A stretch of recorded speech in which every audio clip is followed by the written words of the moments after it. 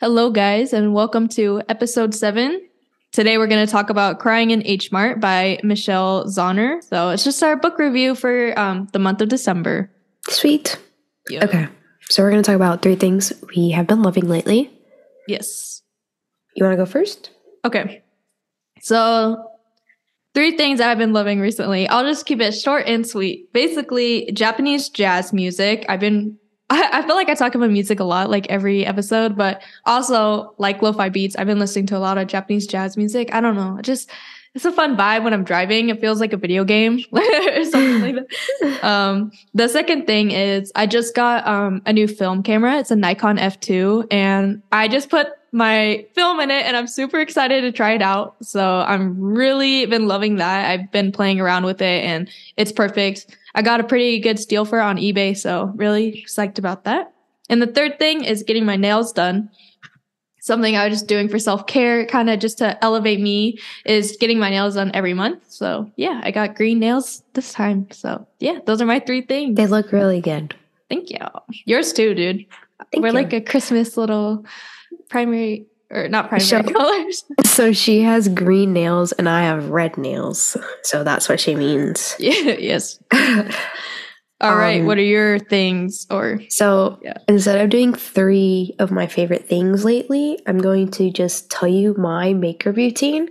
It'll be short and sweet. There's not a lot to it. Well, it's like medium amount of things. So the first thing I do is I use a brush from e.l.f. It's called the Putty Primer Applicator, and I'll use the Skin Aqua sunscreen.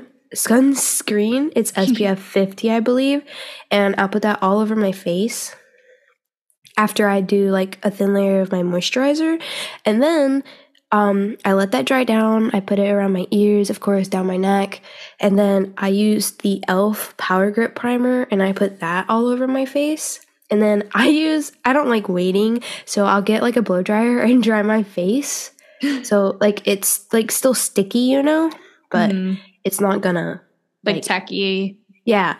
So then I get my NARS pot concealer, and I have this specific concealer brush that I really have been loving. I got it from Ipsy, so that was cool. Nice. Yeah, and it's like the perfect brush for like spot concealing. So that's all I do. I don't really wear foundation.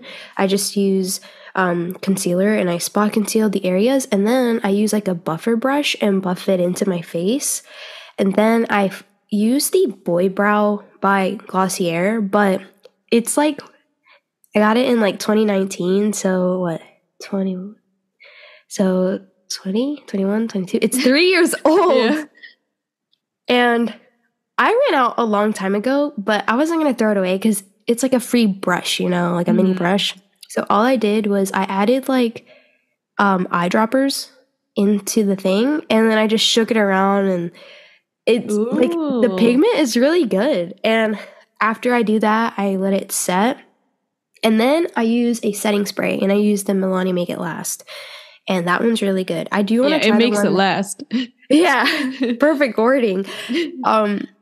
And then, because then after I do the setting spray, I let it dry down, and then I do my eyelashes. I have like straight, heavy Asian lashes, and so if I were to do my lashes and then use the setting spray, they'll just go flat again. Felt that. So that's why I do it like that order. So, yeah, I curl my lashes, and then I use the Maybelline, I don't remember what it's called. I don't remember. That's okay. A Maybelline mascara. But it is my favorite mascara ever for my Asian lashes. Like, they'll stay up. Dude, send a photo or post a photo on Instagram or something. I wanna see, because I have been trying to find a good one. I tried like telescopic, but that one's too heavy. Yeah, it did not work for me. It used to work, actually, back in 2019. I don't know if they changed the formula or something. Probably new formula, yeah. But that really pissed me off, because now it doesn't work for me. I had to give, just throw it away, not give. Oh, It's called the Lash Discovery Mini Brush, and it's water. You have to get the waterproof one. Okay, bet. Yeah, this is my go-to. I love it. And it's not gonna make your eyelashes look like it has falsies. It's just like for a natural, like you want some bolded eyelashes, it'll do its job. Yeah, for sure. Very nice. Yeah, that's it. And for lips, and it changes whatever I'm feeling. I have been liking Jessica Alba's new like makeup line called Honest. And the Clinique Black Honey, and it's like sold out or super expensive. Well, I found the dupe for it, and it's like a lip balm, and I love it. Nice. I'm talking a lot about makeup. That's okay. I want to do an episode about like products and stuff, just things we've been loving, because I feel like we got a lot to like share. So if you want the Black Honey from Clinique dupe, I think it's like $8, maybe less. It's Plum Drop, the shade Plum Drop by Honest Beauty. Good to know. Perfect. Yeah, I think the Clinique Black Honey one's like $22 plus. Something like that. I don't know. I feel weird about paying that much for lip products. I get that. I use like the Burt's Bees one, like the tinted one. I don't know how much that is, but I like it. The stinging feeling, the mintiness. The minty. Okay, so moving on to Crying in H Mart. I personally really love the book. I give it a 4 out of 5 stars.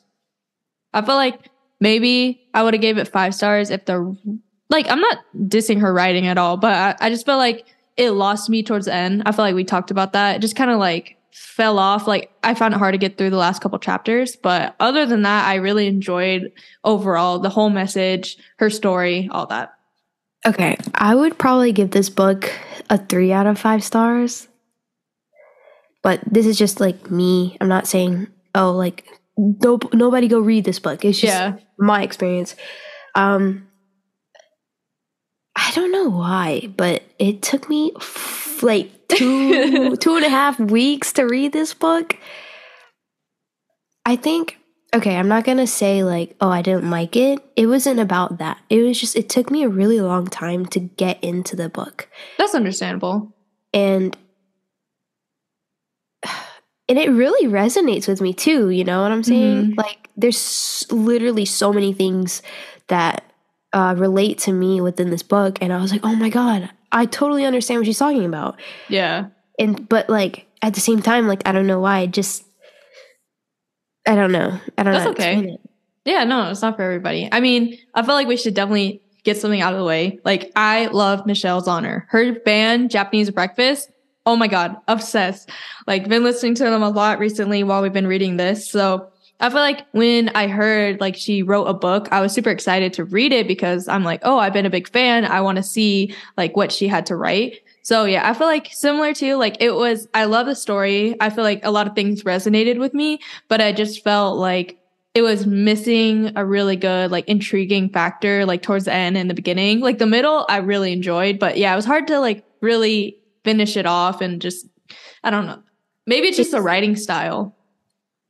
I didn't mind the writing style. I think definitely compared to The House Across the Lake that we did last month. Like you said, his was very vague in his descriptions, but Zauner put like a lot of descriptive words in there, and her sentences were like paragraphs, man. Yeah. And like it was good because I was able to picture everything, you know, and like I was like, oh, this is really cool, really good way to say this.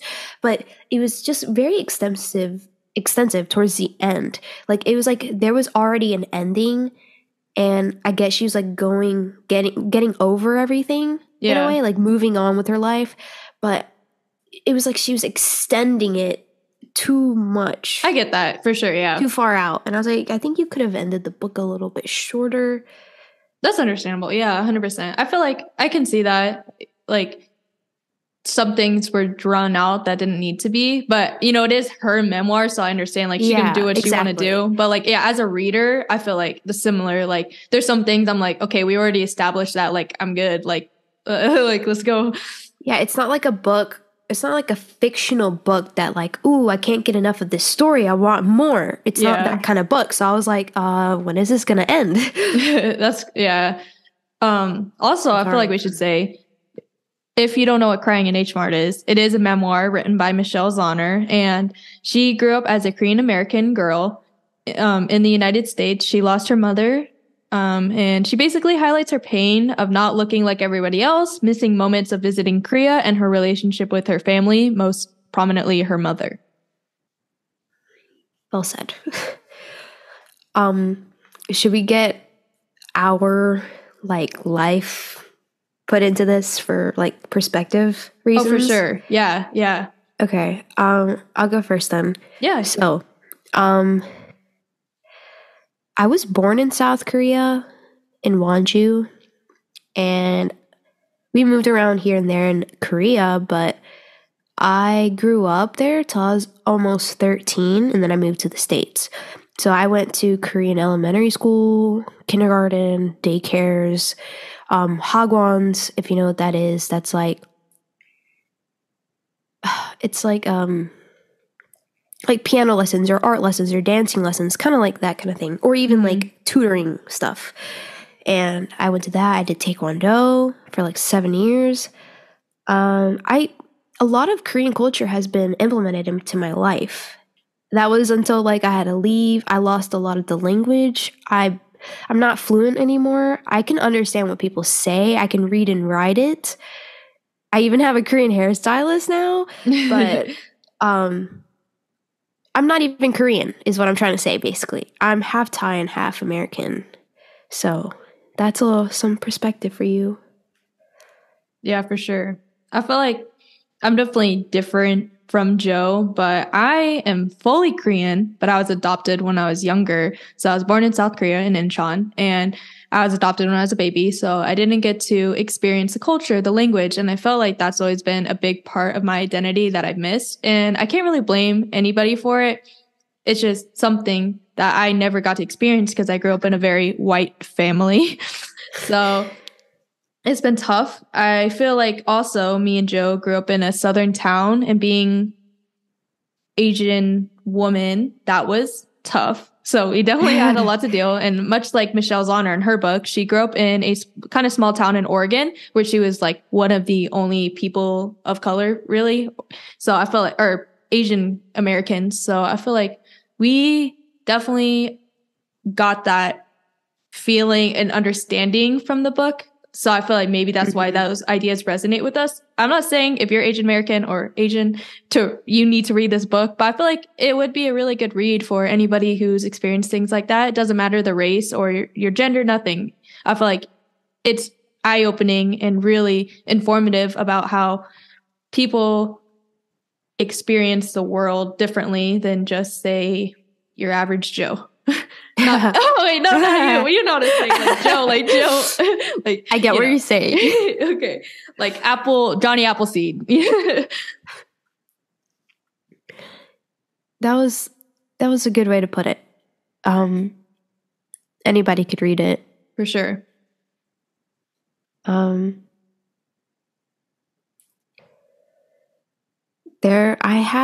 So in my Kindle, I have like a bunch of highlights from the book.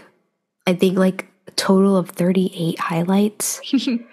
And every single highlight to me means that I recognize something in the book. Like I understood it, or I know exactly what she's talking about. Yeah, stuff that really resonated with you.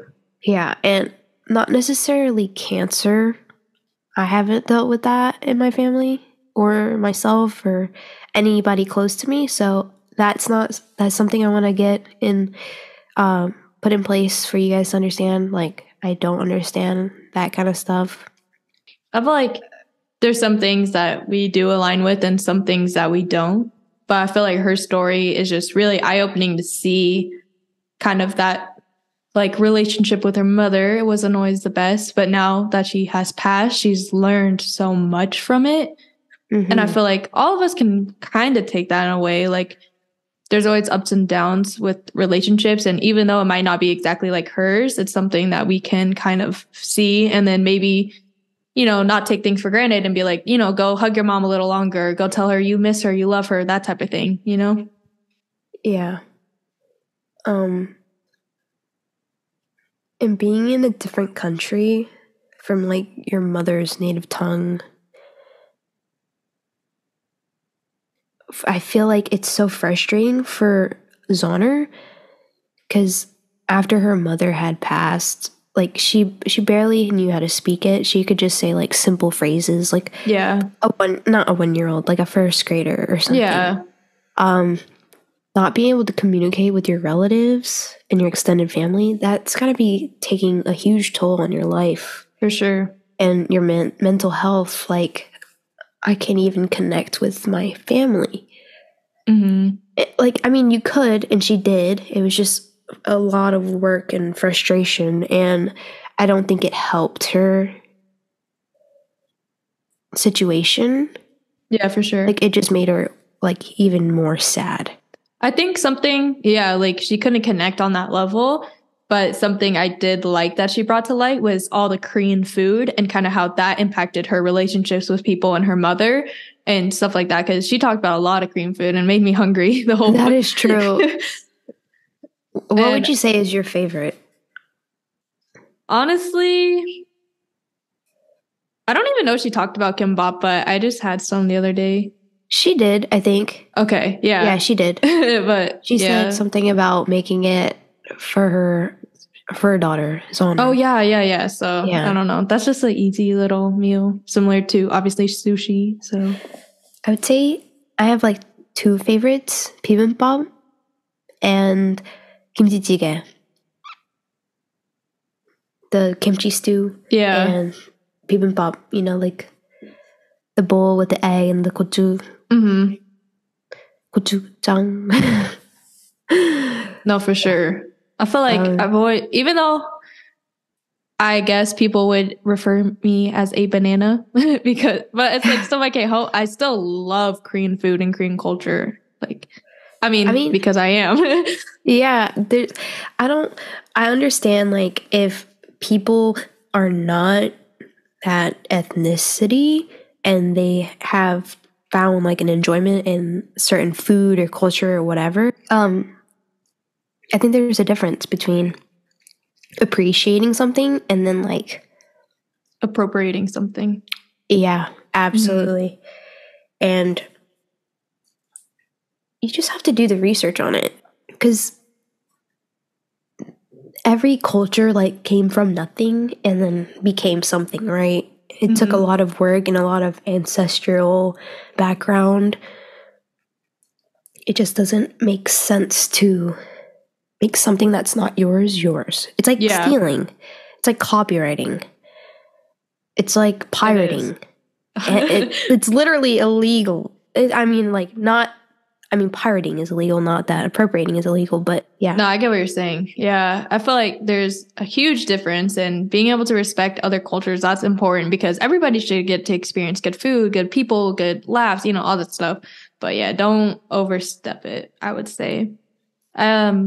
That kind of ties into racism, low-key. So that's something I wanted to talk about because she kind of experienced stuff like that throughout the book. And I feel like for me and you growing up in a small town in the South, that was tough. So one story I have for me, I was working at Subway. It was like my second job. I was 16 and 17 at the time, something like that. And basically, it was during COVID time. Like COVID just started and I was working there because whatever, needed to make money. All that stuff. And there's this lady who came in and she's wearing one of those t-shirts that's like, God wins, love, one of those fucking Christian t-shirts. And literally she asked for somebody else to serve her. She didn't explicitly say because I'm Asian or have COVID, but she asked for somebody else to help her and serve her. And I was like, I just washed my hands. I just put on a new pair of gloves. Like, I'm able to help and assist you and make your fucking sandwich. Like, I was so nice about it. And she was like, no, I just want somebody else. Like, basically like that. And I did not know how to feel. I didn't break out crying. I just stood there and I was like, I had never experienced something so bad like that before. And I was like, okay, let me go get my other coworker. And my other coworker, she is not white either. So I was like, okay, girl, have fun with that one. So I went to the back and I just sat there and I was like, oh my God. I was like, oh my God, did that just happen? And I just started bawling like later after it. But yeah, so I feel like maybe we all kind of have an experience like that. Or I feel like as an Asian woman who has lived in the United States in the South, like I feel like a lot of things have happened, like whether it be fetishizing, you know, Asian women or just being looked at or being like, or just people making these racist remarks, like all of that stuff adds up. And it's really hard to deal with that because there's still racism in America, like especially against Absolutely. Asian American women or Asian women or anything. I mean, obviously we're not the most oppressed group and it's not a competition, but it's something that a lot of us had to deal with. And I feel like Michelle Zauner kind of portrays it in a way as well. So I appreciated that. Yeah. And not to mention, like, I think in our hometown, it's like 1 or 2% Asian people. Yeah. Like, a very low population of us. And I would say that from my experience, I'm getting the most memorable one from recently, and it has been a while. I was in high school, my senior year, about to graduate, and I was on the track team, and we were doing high jump practices and going through the drills and stuff. And there's this 9th grader, and he's like on the football team. And yeah, I'm gonna out him, but I'm not gonna say his name. But this just goes to show like the amount of disrespect and lack of self-awareness this person has. It was around COVID time, like you had mentioned, and he first threatened to hit me. He was joking around with his friends and like he threatened to slap the bob off of my head. And I had like a little bob moment going on. It was like curly and short and I had bangs. Yeah. Thank you. And then he was like, if you don't shut the F up, I'm gonna spit in your face. He said that to me. Oh my God. And I was so angry that like tears were forming in my eyes. Cause first of all, I was like team captain. One of the team, I think we had 4 or 3 team captains. And first of all, I'm surrounded by hundreds of kids because this, I don't know why this track team has so many kids, but they did. Yeah, for real. And how I act out is, I care about that stuff. I care about how I represent myself because, you know, like the saying, like 90% of what happens to you is like whatever, and 10% of it is how you like react towards it. And I was trying to keep my mind to settle down. And so I just walked off. And I took a walk and I went to go do javelin. And I was literally cursing so much. I was like, oh my God. And I was like, yes, I was so mad and I was talking to myself. And then someone came up, I think it was one of the other kids, and he's like, are you okay? I heard what happened. And I was like, started cussing again, and I was so mad. I was so mad. And like that's kind of like he threatened me, you know? Yeah. Like he threatened to hurt me and he threatened to spit at me. No, that is disgusting that he would even say that. And even though it might not outwardly, he didn't say because you're Asian, we can all tell it's a racially motivated, you know, thing he did. I was like, they were goofing off, and I was like, come on, let's get the drill done, because like we only have so many time, like there's a time limit to everything, right? I don't want to be at practice till like 7 p.m. So, and this kid's a 9th grader, and I really just wanted him off the track team. And the only reason he was on there is because he did football.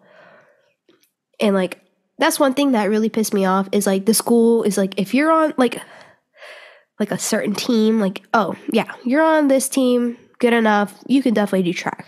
You know? Yeah. Like just run. And it just kind of really like took away the respect for the sport I was doing. But anyways, I think we're getting off topic. No, you're good.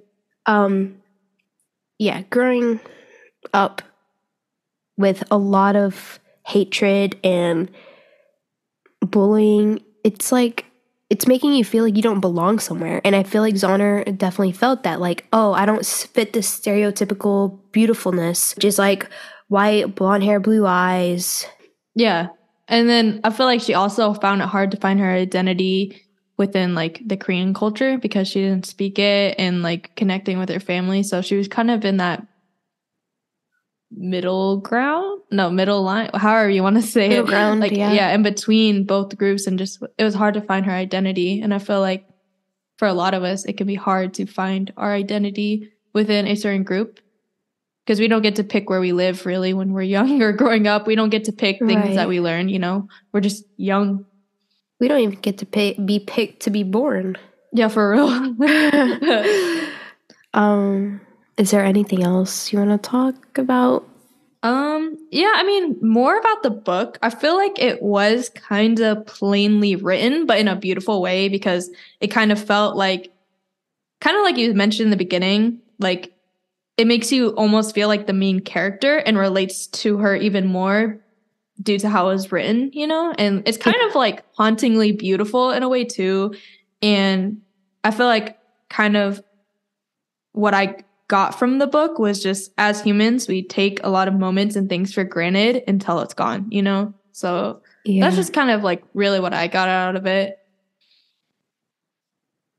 I do think like that is like the main idea of her book and her purpose. Not to take things for granted. You only have so much time with someone. Mm-hmm. And I think she's also saying like the closest thing to her mother and her culture is the food. Yeah. And that makes so much sense. And I know it's very cliche for her to say, like, in the beginning of the book, like, oh, we all go to H Mart and we all have the same reason to, like, be closer to the one you love, or, like, home style foods, like, home cooked meals. Like, everything relates back to your mom and dad or for sure. family, whatnot.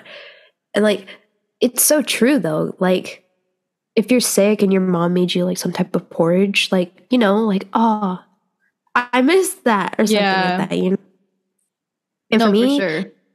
it's not, well, I do have Korean, like, foods, but I'm going to talk about my Thai foods. I think my favorite is somtam. What is that? Which is, it's just, okay, it's the spicy salad with chopped, like, really thin pieces of papaya. It's kind of like noodly, and it has like a crunchy texture because, like, it's not a ripe papaya. I hate ripe papayas, by the way. It tastes like vomit, and I'm not trying to diss on anybody who likes papaya, but I tried to eat it on the airplane one time, and dude, I almost threw up because it tasted like barf. Anyways, oh, and one thing in the book. Sorry, I'm going a little bit off topic. No, you're good. Zauner mentioned something about riding on or flying on Korean Airlines, right? Mm-hmm. How her and her mom would eat the bibimbap on the airplane, and the way she described it was so insane. I started like tasting it in my mouth because I used to do that with my mom too. That's cool. In the toothpaste thing, it has gochujang, and I was like, "What? Yeah, that's cool. Oh my god!" And that was really cool to me. And 100%. I love Korean Airlines, by the way. I love their airport, mostly because I remember going there a lot. Aw. No, that's so cool that you could like relate on that level. So the way she displayed it just kind of like hit you like a wave, like of all those emotions and memories. That's really cool. Oh, I was talking about somtam. So papaya. Yes. It has tomatoes, lime, Thai chili peppers, fish sauce. Oh, nice, yeah. Fish oil. Not fish oil. I mean, is it fish oil? Fermented crabs. Okay, I'm not gonna lie to you. It smells really bad, but it tastes really good. Isn't that most Asian foods? 100%. Yeah. So I feel like it's kind of that stereotypical thing. You bring like kind of a Asian food. That's not a fucking sandwich with Cheez-Its or something to lunch. And everybody looks at you and they're like, oh my God, that smells. But you're like, oh my you God, know what I I'm did saying? that one time. It was my junior year, I think. No, it was my senior year. I was in a class full of juniors. It was in pre-cal. And it was during COVID, and so no one could eat in the lunchroom. We had to eat in the classroom. And I think I remember like eating lunch with you in the car for lunchtime. Yeah. I was like, I'm not going to class. Honest. But I ended up just going, and I used to pack my lunch in the beginning of the semester because I was like, oh, I don't want to eat the school food because of like COVID and stuff. But I opened it and it was like a beef salad, spicy beef salad that my mom made. And I had that, and it has like the smallest bit of fish sauce in it. And people were like, ew, what the hell is that? Oh my God. And I was like, oh shit. Dude. No. But that feeling, I feel like I've had very similar experiences. It's like, y'all don't know how good that shit is. It's so good. And like, you just gotta get past the smell. I mean, think about it. People who love this stuff and eat this stuff, they grew up with it. It's not anything bad or weird.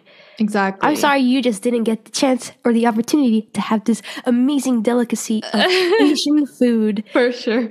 Oh my God, yes. No, I do remember that.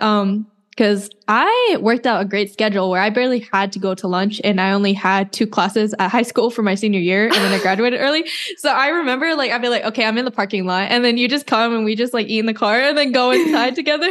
I remember that. Oh man, that was fun. We didn't do it enough though. I think they started letting us go to lunch though. Because, you know, in the South, they did not care about COVID. Yeah. Yep. Fun times. But yeah, overall, really good book. You guys should give it a read if you're interested, if you liked our review, you know? Yes. So for the month of January, you know, like the new year, we're going to read and talk about the book by a book called, hold on.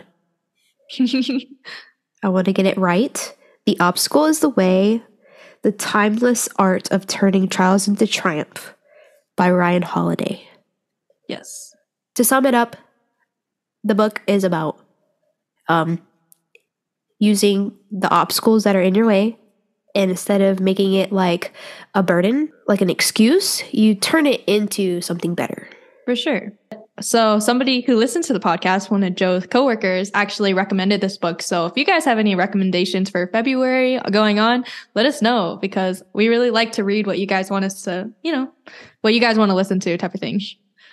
Yes. Thank you, coworker. Yes. All right. It's time to wrap it up. All right. Well, hope you guys enjoyed episode 7. Crazy to think how far and how many episodes we're in now. But yeah, we hope you enjoyed our book review. Thanks. Signing Bye-bye.